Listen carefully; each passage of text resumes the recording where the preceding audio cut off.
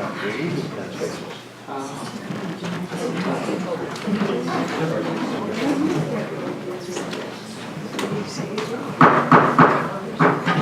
meeting of the Planning Commission, Village of Shorewood order.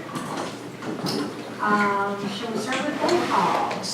President Rosen. Trustee Amento. Dan Woodland. Sangeeta Patel.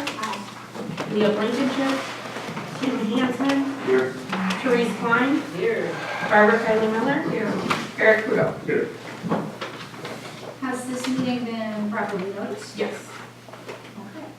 Our first item is public hearing, consideration of conditional use application and parking special exception for a proposed early learning center daycare at commercial property 4114 North Oakland Avenue. So I need to hold the public hearing. Oh, sorry. I didn't. Let's do approval of August 28, 2018 meeting minutes. Can I have a motion? I'll make a motion to approve the minutes. Second. Are there any corrections to the minutes? Okay, all in favor? Aye.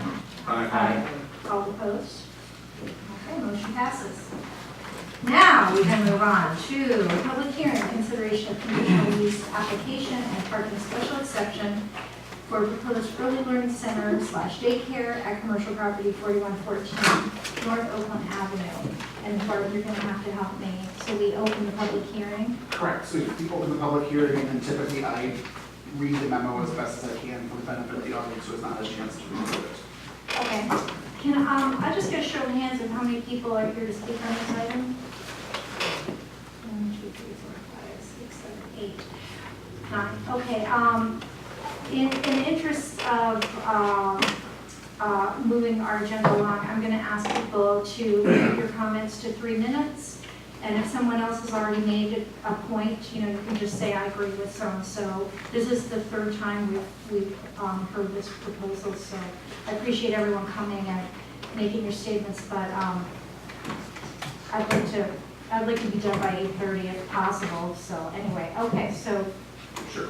So as Trustee Mento mentioned, I'll read the memo briefly as best I can, I suppose, but it is a lot of repetitive material from the previous application, so if it's familiar with you, that's why.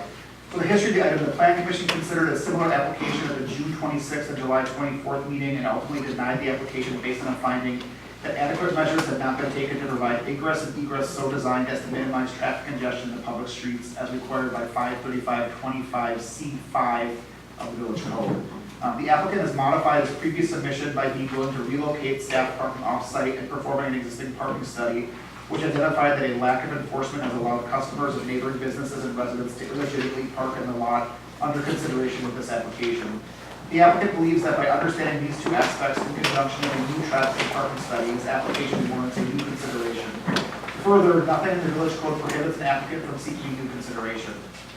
Project and parcel overview. Nicholas Plummer, doing business as Olivia Inc., has applied to operate 124-student Spanish immersion early learning center for children up to 5 years old at 4114 North Oakland Avenue. The property is zone B1. The B1 commercial use district is intended to provide the village with a mix of retail, service, restaurant, office, and residential uses in a pedestrian-friendly and active shopping environment. While private schools are allowed within the B1 district as a permitted use based on the proposed operation and age of children, staff has interpreted the use to be more consistent with a daycare. Daycares are not explicitly listed as permitted, conditional, nor prohibited, so for 535.10b, it is being brought before the Planning Commission as an unclassified use. Any use not specifically listed as either a permitted or prohibited use shall be considered to be conditional if the Planning Commission determines that the use is substantially similar to a permitted use or an existing conditional use allowed in the district. The lot on which the building is developed fronts North Oakland Avenue and stretches the entire block of East Jarvis to Eastwood Place.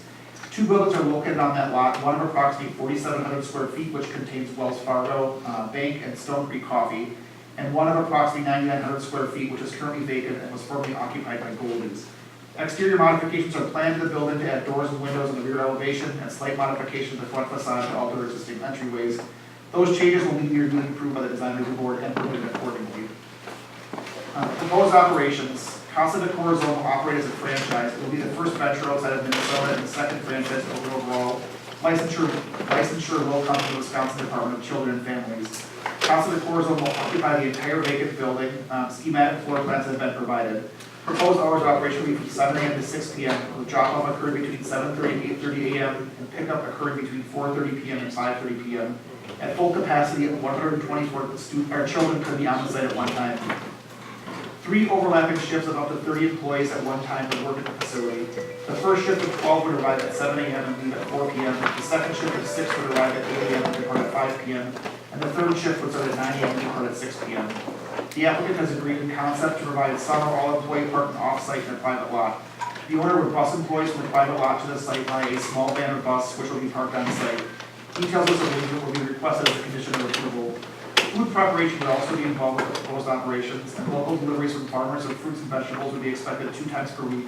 And a food delivery company would also make up weekly deliveries on Friday. Miscellaneous deliveries of Amazon products via UPS or FedEx would also be anticipated. The site's existing refuse area and enclosure would be utilized for operations. Site modifications. In order to provide the required outdoor air for the daycare operations, the applicant is proposing to remove the parking lot at the rear of the lot and replace it with a play space of approximately 3,500 square feet. Approximately half of that space would be covered in artificial turf similar to a soccer field, and the other half would have a play structure with a durable lumber subsurface. The inclusion of this playground would remove 10 existing parking stalls and prohibit customers from exiting the parking lot northbound onto Eastwood Place. The applicant is also requesting to replace 3 of those stalls by increasing the curb cut along Eastwood Place to accommodate drive-in back-out parking. The dimensions of those stalls will need to be confirmed and corresponding permits to be required. The village does currently have an agreement with the property owner to provide 25 overnight parking stalls within this lot from 8 p.m. to 8 a.m. for leasing to residents. With this application, the business is requesting the agreement be modified to allow parking from 7 p.m. to 7 a.m. The property owner believes that this agreement to provide 25 stalls can still be accommodated with the proposed occupancy, but does also have the right to modify that agreement with 60 days notice at its sole discretion. Traffic and circulation. As was provided in the previous application, the applicant has provided a traffic and parking study to support his request. The study reviewed the additional traffic expected from the proposed daycare facility, the traffic operations expected on the access drives to the surface parking lot, and the expected demand for parking lot for both the daycare and existing residences and businesses surrounding 4114 Oakland Avenue. Of note, this revised study also included an existing parking study, which as already mentioned, noted that other users were currently occupying the lot that should not be, which impacted previously submitted results. With the East Wood Place driveway removed, proposed traffic circulation involves inbound-only traffic from North Oakland Avenue and exit-only traffic onto East Jarvis Street. It is possible that families would also travel eastbound down East Jarvis, north up North Murray, and return westbound on East Wood Place to find additional street parking during drop-off and pickup times. This general route was included as possible parking within the study aspect of the report. In terms of parking, although shared with neighboring tenants, Wells Fargo and Stone Creek, and after site modifications, 33 parking spaces would be provided on site. 3 of those spaces would be designated for either delivery or small van bus parking, leaving 30 for employees or customers of all 3 businesses. The applicant has indicated that off-street parking for some employees could be provided off-site. Confirmation of that arrangement will be requested as a condition of approval. Per code, 30 spaces are required for this use, which when other tenants are considered are not exclusively available for this user, so a parking special exception is being sought. Nearby street parking is also available on North Oakland Avenue, Eastwood Place, and East Jarvis Street. The study assumed that families would consider up to 5 parking spaces on the east side of North Oakland Avenue, 21 spaces on Eastwood Place, and 32 spaces on East Jarvis, 19 when restricted due to winter parking regulations. The parking structure across the street was not included as it was not considered to be desirable by families. In total, the study estimated 98 existing spaces to be available when not restricted by winter regulations, and 80 existing parking spaces during the winter. For the purposes of this parking analysis, 7 spaces were removed from each scenario to accommodate the proposed outdoor play area. The traffic study on page 6 of the submission indicates that when the daycare becomes operational, 66% of existing parking spaces will be utilized during average demand in non-winter morning hours, and 80% of existing spaces during average non-winter afternoon hours. Those corresponding numbers increased to 77% and 101% during winter hours. In order to reduce those numbers to more acceptable levels, the study was also run assuming that 13 to 14 staff would park off-site to increase on-site parking supply. The numbers then decreased to 52% of supply in non-winter morning hours and 71% in non-winter afternoon hours, 60% and 83% correspondingly in the winter. The parking study was provided to the village engineer for review and comment. His full response is included as a supplemental document. But in general, he asserted that the study was performed correctly, but in his opinion does not take into consideration the habits of parents in a hurry, dropping off or picking up students. Based on my experience, those parents are not as likely to behave as described in the report as real-life parents will. As a result, he believes the number of available parking spaces utilized in the study may be overestimated, not geometrically, but behaviorally. In terms of review and approval, the planning commission shall reference 53525, which stipulates 7 conditions upon which conditions shall be reviewed. The village attorney will briefly touch on those in his comments. And regarding the application for parking special exception, please note those conditions have been provided as a supplemental item as well. Staff comments. Staff has worked with the applicant to obtain complete and comprehensible materials for the planning commission to review as allowed by ordinance and required by practice. Staff has also taken comments and phone calls from residents both opposed and in support of this application. Comments that were received after publication of the document on Friday have been provided to each planning commissioner at their desk for consideration as well.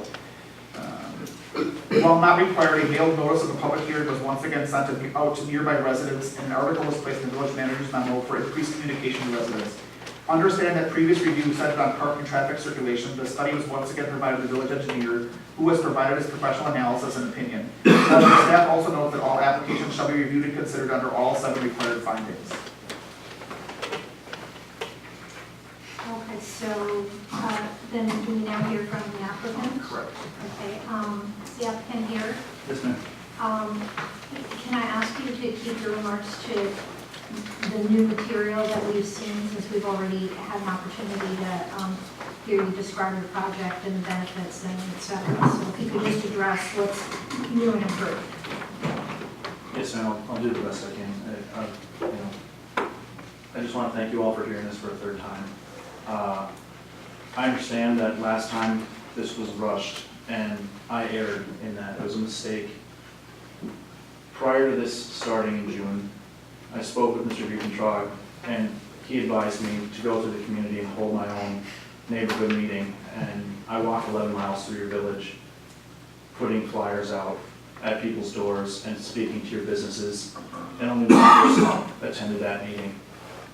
After our first meeting that was tabled in June, there was only 3 people that attended that. And so when I was asked for a traffic study and analysis, we rushed it.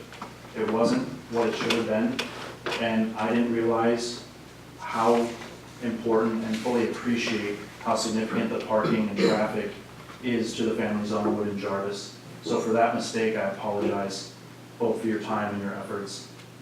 What this new study shows is the complete picture.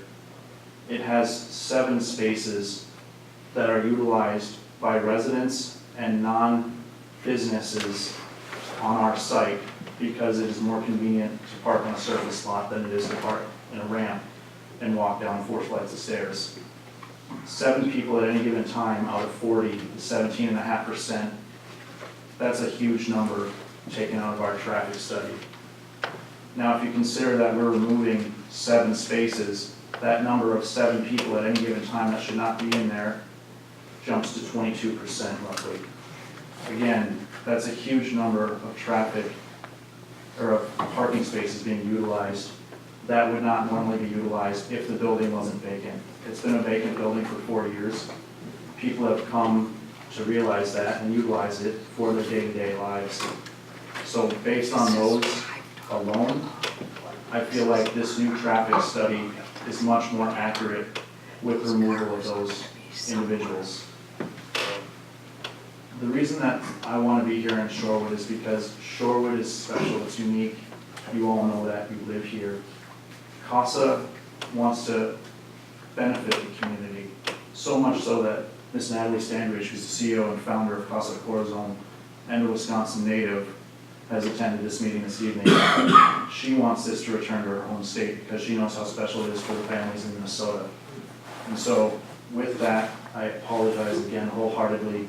And what I'm willing to do is I've already found space for my employees to park off-site, and I will bus them on-site, which alleviates any employee parking concerns. And that'll be out of my own pocket, therefore alleviating anything. The other thing I'd like to say is, unlike a typical school, which has a hard start time of 8 a.m. or 8:30, where every child needs to be there at that time, every parent's rushing to get them there. At daycare, parents go and come back at their schedule, some at 7:30, some at 8:30, some at 9:30, some pick up at 3 o'clock. There's not going to be an influx of 100 vehicles coming on a 15-minute period. I believe the traffic study shows that, and I thank you for your time. Thank you. Okay, Miss, do you mind if Ms. Standridge speaks to that? if she has something that is new, with the material that is new presented at this meeting. So we've got the parking or traffic study.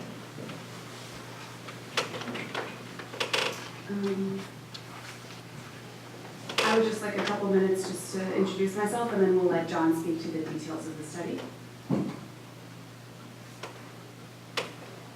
I would really like to limit it to, I mean, he already had a chance to speak. Do I? Okay. Why don't we move on to interested property owners or citizens? Yeah. I think the traffic study, the traffic person did want to speak, I think he might have new stuff. Oh, is the traffic person here? Yes. I'm here, yes. My name is John Buford, the traffic analysis and design and completed the traffic and parking and safety study for this development. A couple key things I want to point out as Barbara mentioned when we was going through the